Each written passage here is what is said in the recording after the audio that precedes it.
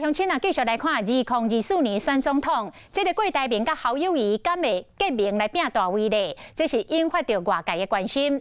这个周刊来报道讲，侯友宜甲郭台铭伫这届选举进程至少见面讲过3届的话。若这谈话内容是直接切入去主题，包括正副正副总统搭配的问题。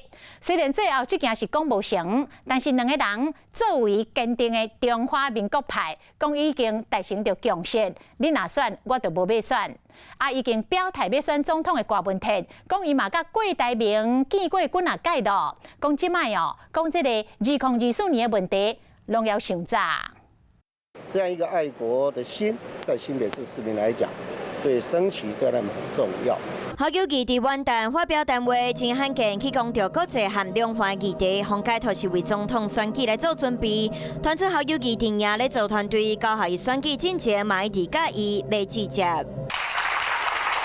周刊讲有知情人士也讲，侯友宜和郭台铭伫求下伊选举进前捌直接，私底下阁捌见面过3摆。谈话内容讲到正副总统的问题，虽然上尾也双方也无共识，不过两个人拢是坚定的中华民国派，阁有你选我就袂选。2024侯友宜和郭台铭敢有机会做伙拼大位？假如说这2位领导级的人物有这样子的一个共识，我觉得对于国民党或者对于台湾都是一个正向的发展，所以我们也乐观其成。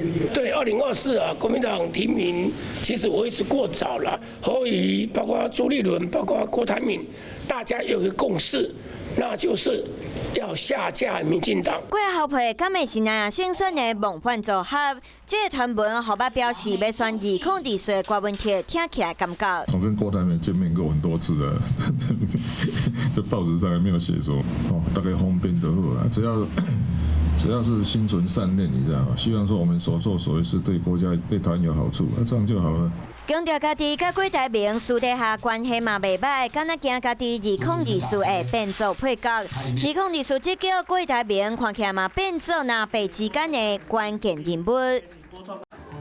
华视新闻看起来，赶快订阅我们的华视新闻 YouTube 频道，欢迎按赞、订阅、开启小铃铛，最新最及时的资讯要提供给你。